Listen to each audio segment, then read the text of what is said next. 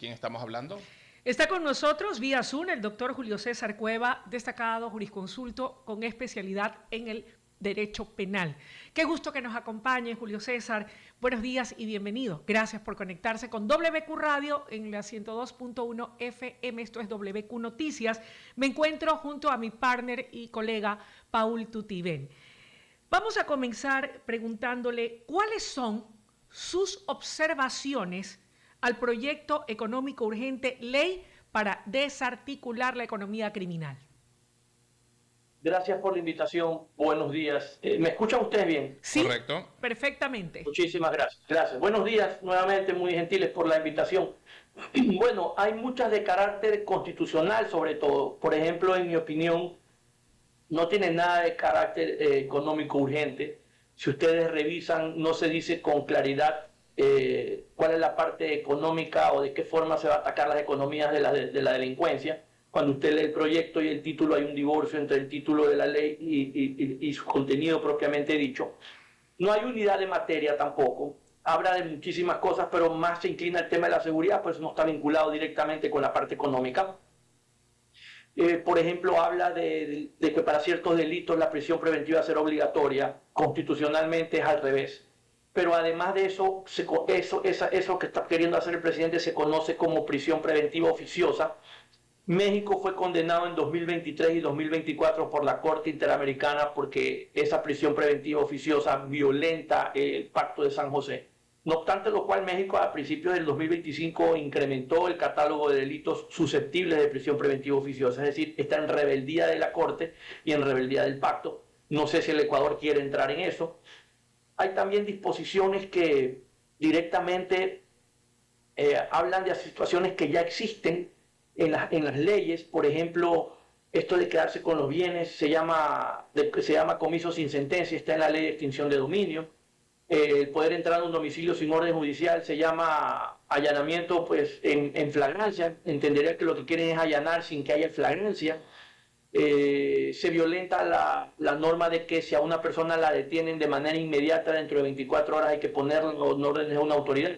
Si usted lee la norma actual, el proyecto da la impresión de que primero lo detienen por 24 horas y recién después de las 24 horas lo ponen a órdenes de un fiscal. Yo pregunto, ¿y durante esas 24 horas está incomunicado? ¿Tendrá derecho a una llamada a un familiar? ¿Tendrá derecho a estar presente un abogado?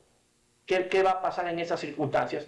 Me preocupa mucho también que sabemos que, especialmente en el tema de las Fuerzas Armadas, por muy buen intencionadas que estén, ellos están entrenados para otra cosa y pudiera haber ahí un problema parecido al que ocurrió en las Malvinas en diciembre. Me preocupa mucho eso porque ellos no están capacitados para manejar ciertas situaciones propias del día a día en las calles. Bueno, en fin, son muchísimas otras cosas que realmente preocupan, como por ejemplo que casi todo en un reglamento. Tal cosa, pero ¿cómo se va a hacer? En el reglamento. Pero es que el reglamento primero se hace sin control legislativo, el reglamento lo hace el presidente. Entonces ahí es donde vienen las sorpresas. El reglamento se puede cambiar en cualquier momento, porque es a voluntad del presidente. Entonces esas cosas no pueden estar en un reglamento. Segundo, si lo vemos ya estrictamente en derecho, esto prácticamente ya la Corte Constitucional no es necesaria, prácticamente ni la Fiscalía ni los jueces, porque los jueces son los que dicen si usted puede o no allanar una casa cuando no hay delito flagrante. Ellos quieren hacerlo sin que eso sea necesario, entonces ya no son necesarios los jueces. Los fiscales son los que van a las diligencias de allanamiento, ya ellos lo van a hacer con el bloque de seguridad, ya no son necesarios los fiscales. Pero tampoco van a ser necesarios porque resulta que si el policía se excede y el gobierno lo quiere justificar, como lo intentó en el caso de las Malvinas, ¿verdad? Simplemente le tira un indulto adelantado, ya no es necesario ni siquiera investigar el caso, pues ¿para qué están los fiscales? Si quieren hacer ellos todo aquello que hoy por hoy se puede hacer únicamente con estado de excepción y lo quieren hacer sin estado de excepción, entonces ya se necesita la Corte Constitucional. Entonces la pregunta es dónde está la división de poderes y sobre todo, básicamente no es la ley sino el reglamento la que va a regular todo. Son preocupaciones que yo desde el punto de vista técnico jurídico me preocupa mucho. Doctor Cueva, identificadas esas observaciones desde el punto de vista jurídico y técnico, que usted como conocedor del derecho penal y también constitucional, porque todo buen abogado también se interesa por conocer toda la normativa constitucional del Estado, más allá de eso, que es válido, nos ha quedado claro, y así lo han manifestado cada uno de nuestros interlocutores, incluso aquellos que dicen ser de oposición al gobierno reelecto, más allá de eso, el espíritu o el deseo es bueno. Lo que se busca de alguna manera es garantizar mayor seguridad, debilitando la economía de las mafias criminales. Lo que aquí está en entredicho o se cuestiona es ese match entre económico y también la parte penal o reformas al Código Orgánico Integral Penal a través de reglamentos que usted bien lo ha señalado. Si el doctor Julio César Cueva tuviese que ser el encargado de presentar estas sugerencias o ideas o una propuesta ante esta comisión de desarrollo económico o a la comisión del tema jurídico de la Asamblea, si es que se hace correctamente y se divide en dos cuerpos las propuestas, por un lado lo económico para que tenga sentido y por otro la parte penal o legal. ¿Qué cambios implementaría Julio César Cueva o qué sugerencias o aportes daría para lograr el cometido que busca el Estado a través del gobierno y que es el anhelo de todos los ecuatorianos? Que de alguna manera podamos, a través del debilitamiento de esas mafias criminales, lograr la anhelada paz y seguridad que nos permita crecer en todos los órdenes. Yo le reconozco públicamente al gobierno la buena voluntad y el deseo que tiene de atacar estas mafias. Eso es lo que hay que rescatar, eso es lo que hay que apoyar. Si usted me pregunta, creo que este proyecto no cumple ese cometido, porque, por ejemplo, usted no necesita una ley, Luisa, para hoy en la noche que empieza un feriado poner 50 militares, 50 policías, 50 miembros de la Comisión de Tránsito en los peajes más importantes del país, llevarse en peso todas las motos sin placas, carros con películas oscuras y carros sin placas. Y eso no se hace. Y para eso han tenido 18 meses. Yo del presidente retomaría la famosa ley antipillos. Recuerda usted que fue archivada por la Asamblea porque se aprobó de forma inconstitucional. Es decir, tuvo problemas de forma, no tuvo problemas de fondo. Esa ley sí era económica urgente, esa ley sí atacaba y prevenía el lavado de activos, y a esa ley yo le haría un cambio muy importante. Por ejemplo, en esa ley se hablaba de que se iba a cambiar el impuesto a la venta de carros usados, ¿verdad? Iba a ser gradual dependiendo de la cuantía, y me parece bien. Y se había calculado que eso le iba a representar al Estado 85 millones de dólares. Lo que no se decía es de qué forma se iba a usar ese dinero para combatir la delincuencia organizada. Yo le digo cómo hay que hacerlo. Usted le tiene que entregar la totalidad de ese dinero repartido en partes porcentuales de acuerdo a las necesidades a la Fiscalía General para crear a nivel nacional más unidades antilavado con tecnología de punta, inteligencia artificial evidentemente, más unidades de extinción de dominio. Otro porcentaje se lo daría a la Corte para que cree también unidades judiciales y preparación, capacitación de jueces de extinción de dominio, de lavado de activos anticorrupción a nivel nacional. Otro porcentaje se lo daría a la UAFE, pues la UAFE no puede ser simplemente un recolector de información de los sujetos obligados a reportar y no tabular la información. La UAFE tiene que tener recursos para tener tecnología de punta con inteligencia artificial que le permita saber en tiempo real, de manera inmediata, los riesgos y lo que esté pasando. No es posible que una joven de no más de 22 o 23 años haya tenido en 4 bancos 48 millones de dólares y no se haya dado cuenta a nadie, ¿verdad? Yo le daría otro porcentaje a la DINARDAP, que es la que controla todas las bases de datos públicos, para que también tenga inteligencia de punta con inteligencia artificial con tecnología de punta que le permita tener un enlace y en tiempo real información de todos los registros públicos del país, con acceso directo a los fiscales. No es posible que un fiscal que quiera saber si alguien está lavando activos tenga que enviar 200 oficios a cada registrador de la propiedad para ver si algún día le contestan, porque para cuando le contestan, si es que le contestan, ya esos bienes ya han pasado pues, por 3 o 4 manos posteriormente. Entonces, así usted ataca al músculo financiero, cuando con inteligencia artificial, con tecnología, con enlaces entre las cortes, las fiscalías y los registros públicos y los que tabulan información, que en este caso es la UAF. Si el gobierno retoma ese proyecto, hace esa distribución en ese sentido, va a darle un golpe duro a las economías de estas mafias. Deteniendo o poniendo como objetivo militar carros sin placas o películas antisolares, no lo va a conseguir. Pienso que el proyecto es un mayor riesgo para el presidente de lo que probablemente le han dicho, si es que se lo han dicho, porque yo le voy a decir algo, si este proyecto tal como está hubiese estado vigente en diciembre, los procesados por las Malvinas no estuvieran procesados, de hecho ni siquiera estuvieran presos. Y ese es un altísimo riesgo. Sí. Yo entiendo que la gente está desesperada por soluciones, pero no podemos renunciar a ciertas garantías constitucionales que nos distancian justamente de la delincuencia. Julio César, ¿qué tal? Paul Tutibén lo saluda. Gracias por Paul, estar acá. Qué gusto saludarte. Un abrazo. Gracias, igualmente. Bueno, usted lo ha dicho todo porque usted es experto en la materia penal. Si bien es cierto, para poder combatir la economía de estas mafias criminales hay que trabajar de forma coordinada.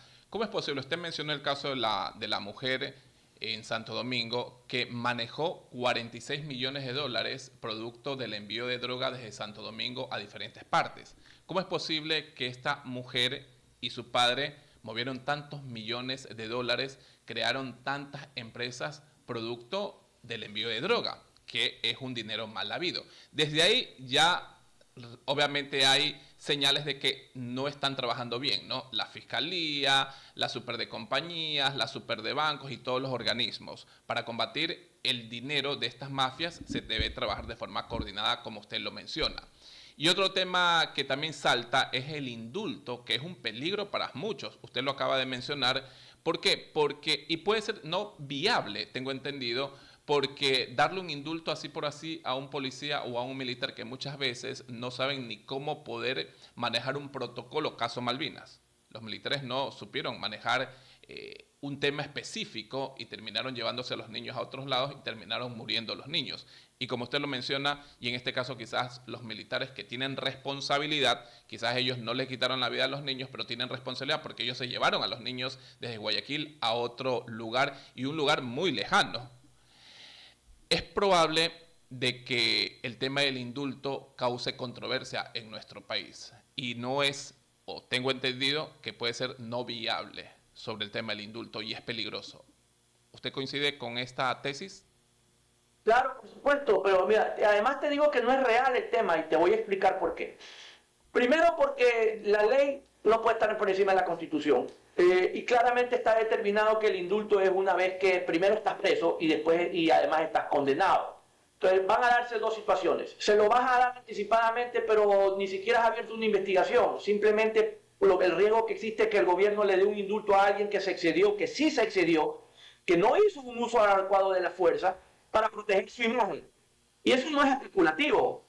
Porque en el caso Malvinas recordarás que sí, que venían robando, que eran tenían un pocotón de cosas para desprestigiar a estos chicos. Correcto. Cuando salieron los videos y ya la información fue tan contundente que no había forma de seguirlos desprestigiando, ¿verdad? Ya no hubo otra cosa que procesarlos. Pero me preocupa que en la eventualidad que esta ley pase, ¿verdad? Que creo que en la Asamblea, por lo menos en la Asamblea sí va a pasar.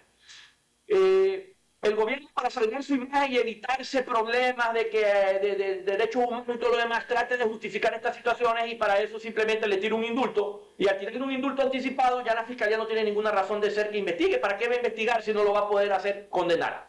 ¿Verdad? Y si lo va a hacer condenar, no va a poder hacer que cumpla la pena. Y entonces se van a dar muchísimos casos de esto.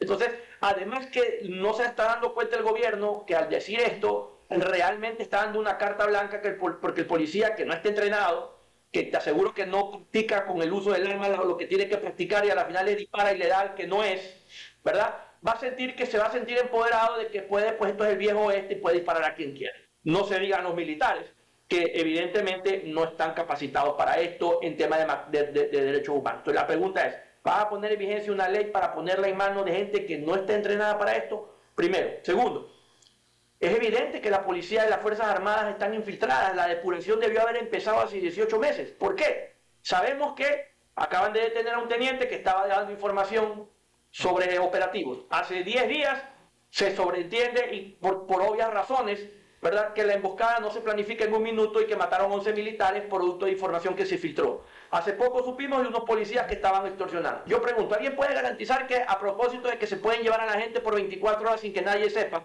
no van a utilizar esto para extorsionar personas, para decirles, ¿sabes qué? Me vas a dar tanto y no te voy a poner en un GDO? Porque esa es otra. Lo van a perfilar como GDO. Y la pregunta es, ¿y cuál es el protocolo para determinar que una persona es un GDO? Porque yo te digo que he visto informes de policía donde dices, ¿cómo llegaste a la conclusión de que es un GDO? Es que le pregunté a tal persona y me dijo que sí era de un GDO. Y entonces ponen el informe que es de un GDO. O le vi un tatuaje. Entonces, la pregunta es, esto tiene que ser más técnico. Porque también puedo tener un tatuaje y coincide con los que usan los de un GDO, pero no soy por un GDO. Y alguien que me quiere hacer daño dice que yo soy de un GDO y termino un informe. Y el típico caso de, le preguntas a los policías, ¿y cómo llegó usted a esta conclusión? No, es que fue una fuente humana que no quiso identificarse por temor a represalia. Y nunca sabemos de dónde salió la información. Ah, no, es que recibimos una llamada anónima de algunos 800 delitos. Entonces, son todos estos riesgos que hay que ver, porque al final del camino ya no estamos hablando de lo que ocurrió en Malvinas en términos de que no era una situación de política pública del Estado. Y eso es lo que evita que esto sea un crimen de Estado. Pero cuando ya pones en vigencia una ley, ¿verdad? Y ya tú dices, además la respaldo porque la ley me dice que les puedo dar indulto y todo lo demás, ya tienes una política pública de Estado. Y ya lo que ocurra cuando se excedan, ya vienen a ser situaciones que pueden aplicarse probablemente a crímenes de lesa humanidad o de Estado. Y eso siempre se explica a un presidente que podrá estar 4 años más, podrá estar 8 años más, pero no va a estar para siempre en el poder. Hay que hacer un análisis profundo. Y otra pregunta que le quiero hacer, doctor, que se me salta. Si bien es cierto, la intención no es tan mala en el sentido de que hay que combatir la economía de estas mafias. A escucharlo, se escucha muy bien, ¿verdad?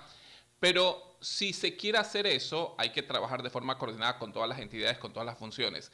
Le pregunto, ¿cuál es el proceso, por ejemplo, a una banda criminal? Se le incauta, me invento, $1 millón. ¿Cuál es el proceso a seguir cuando se incauta ese dinero de esa mafia? Porque la intención del gobierno es que se le incautan a estas mafias cierta economía, cierta cantidad de dinero para invertir en proyectos sociales. Pero no es tan fácil. Le incauto $1 millón y al día siguiente ese $1 millón lo vamos a invertir en clínicas de rehabilitación. No es tan fácil. Le incauto una casa a un narcotraficante y esa casa la vamos a hacer una clínica de rehabilitación. No es tan fácil, ¿verdad? ¿Cuál es el proceso a seguir?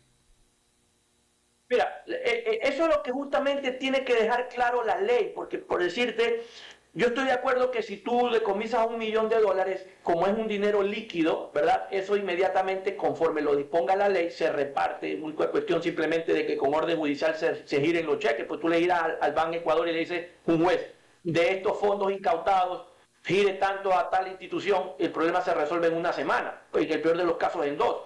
En el caso de los bienes es un poco más complicado, pero ese es otro de los problemas que hay que resolver, Paul, porque te pongo el ejemplo. La ley dice que esto va a inmobiliar. ¿Ustedes saben cuántos bienes tiene inmobiliario?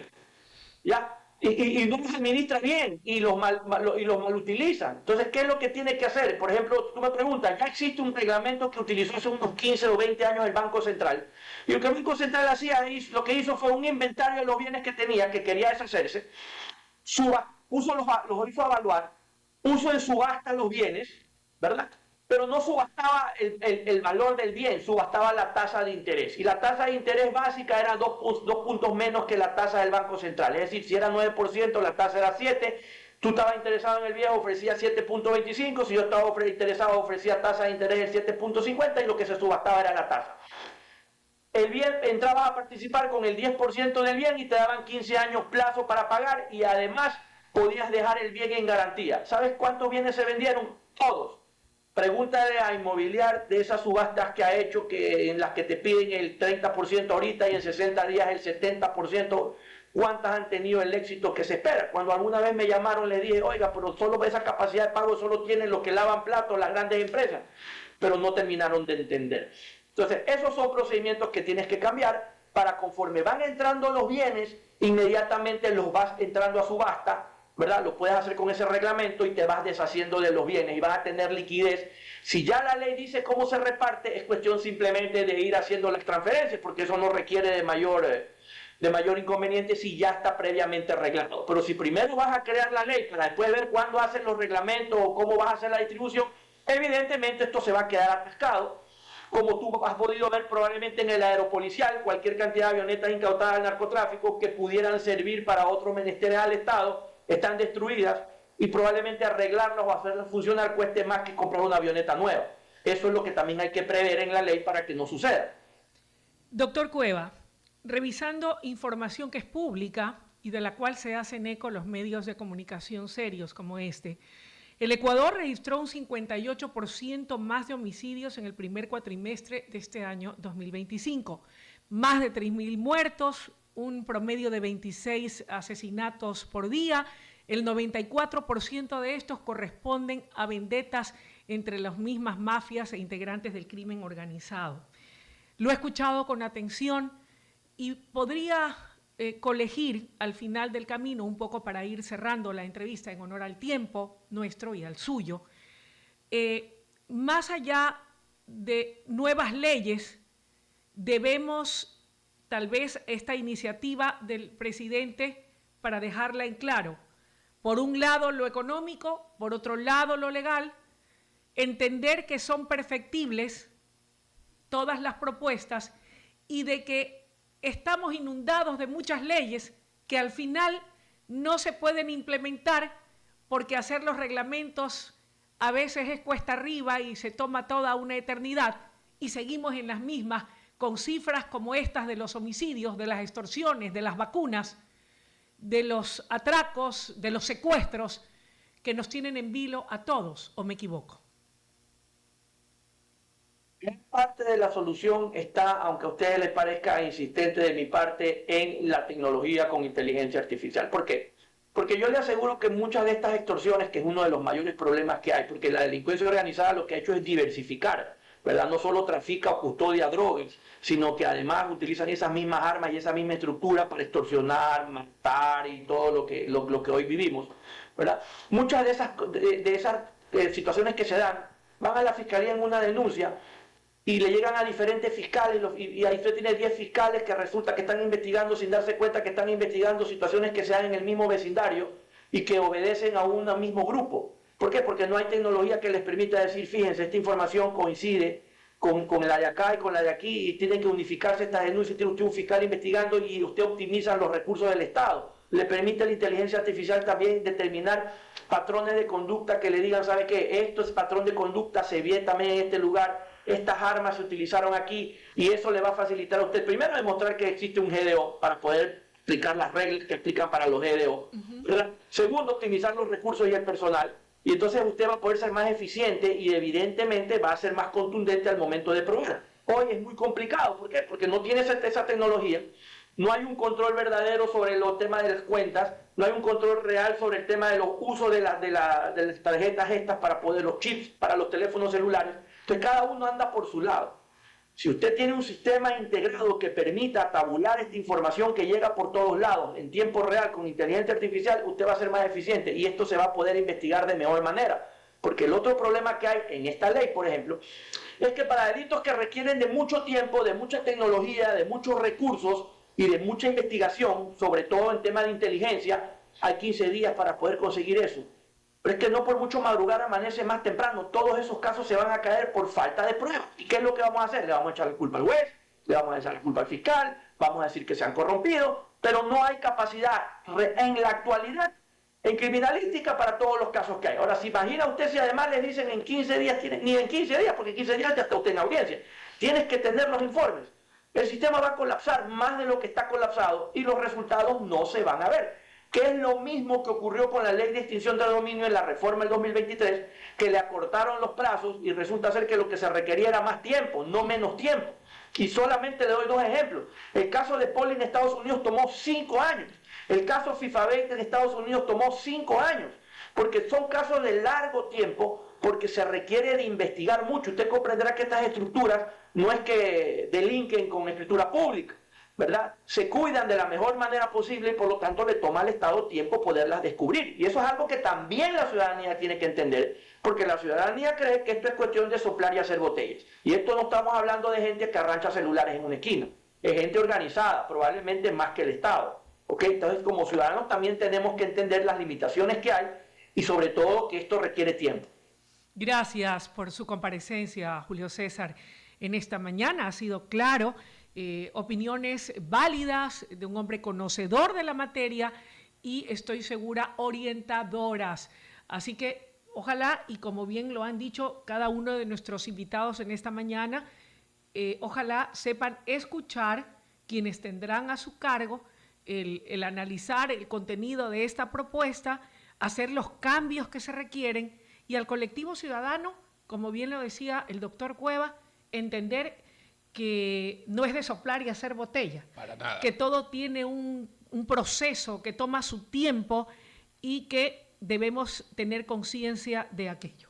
Así es, y a esta hora cuando son 9 de la mañana con 12 minutos, vamos a agradecer la presencia del doctor Cueva. Esperemos tenerlo en otra ocasión para conversar y debatir sobre otros temas de interés nacional. Buenos días, doctor. Gracias por estar acá con nosotros. Todo gusto, gracias, buen día. Nos vamos a la siguiente pausa comercial. A esta hora cuando son 9 de la mañana con 12 minutos. Tenemos más luego del corte comercial. Ya volvemos.